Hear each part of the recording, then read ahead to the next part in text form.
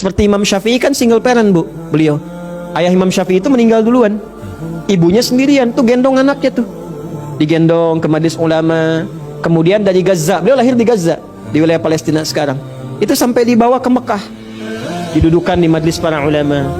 Diteruskan oleh muridnya Imam Syafi'i, Imam Ahmad bin Hanbal. Itu sama tuh, ibunya single parent. Itu kalau musim-musim dingin bahkan, Bu, itu anaknya itu yang kecil, itu oleh beliau tetap diwudukkan malamnya. Ya, dimasak air dulu, diangetin, diwudukkan, disimpan di Majelis Ulama, beliau nunggu di luar, selesai dibawa lagi. Itu berkah ibunya tuh. Imam Al-Bukhari itu ibunya juga. Ya, ayahnya meninggal duluan.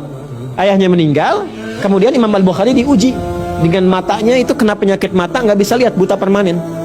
Ya, tapi barakah dari ibu itu. Barakah dari ibu. Apa yang terjadi? Karena kompak dengan suami sebelum meninggal tuh, anaknya masih jadi ulama.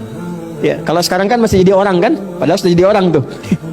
Ya, masih jadi bagian dari ulama. Karena itu apa? Allah ganti pandangan itu fisiknya dengan pandangan hati yang tajam, ingatannya kuat. Di usia 4 tahun itu ketika masuk ke Kutab itu dulu tempat nama menghafal, tempat belajar dini itu Kutab namanya. Masuk ke Kutab, kepada syekhnya belajar Quran. Jadi dengan teman-teman yang sudah tidak sebaya yang ada di atasnya.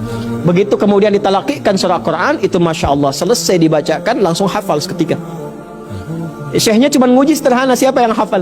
Angkat tangannya. Hafidtu ala dhahri qalbi. Saya sudah hafal dalam jiwa kayak, dalam kepala saya. Jadi ternyata tuh hafalan itu ada dua. Hafal di dalam kepala, ada hafal di luar kepala. Nah, orang sekarang banyak hafal di luar kepala, masih di luar belum hafal. Imam Al-Bukhari kecil bilangnya hafal dalam kepala saya, jadi bukan di luar. Ya, syekhnya takjub, kagum, tapi ingin memastikan. Coba baca Iqra katanya, dibaca oleh beliau.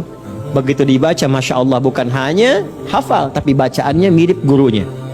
Makhrajnya, sifat hurufnya. Maka dipanggil kemudian ke depan, didoakan oleh syekhnya, dan muncul kalimat yang fenomenal dikenal sampai sekarang. Minal an tadrusul hadis. Nah, kamu ini istimewa, dari sekarang kamu belajar hadis. Karena syekhnya mengerti, kalau Quran dijamin oleh Allah, dimudahkan, hadis gak ada jaminan. Tapi anak ini mendapatkan anugerah dari Allah, diberikan kemudahan untuk mengakses pengetahuan. Maka levelnya dinaikkan dari Quran menjadi hadis. Senang. Dibantu asisten pulang ke rumah, ketemu ibunya, Ummi, hadasa kada kada wa kada, diceritakan. Ya, mama tadi begini. Ya, kata ibunya, senang ibunya. Nah, ini intinya. Di kalimat terakhirnya, kata beliau, uridul hadis. Saya pengen belajar hadis. Kata ibunya, iktafi bil Quran. Nak, kamu kan punya keterbatasan. Pandanganmu terbatas. Belajar Quran aja dulu.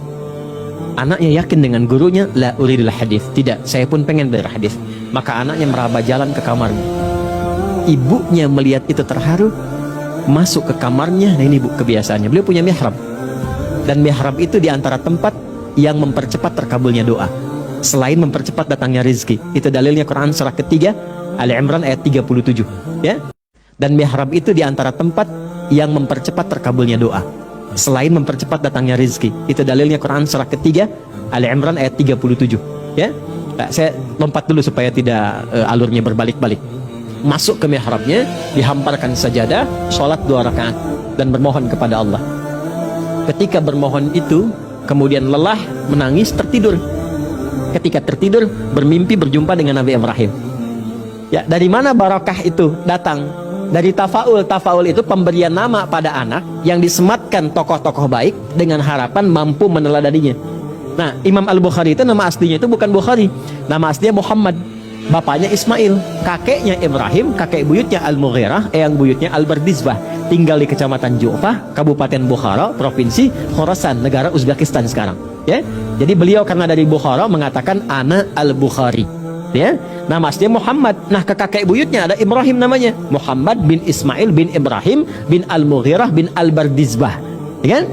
Datanglah kemudian tafaul dengan harapan diberikan nama itu bisa meneladani pemilik namanya.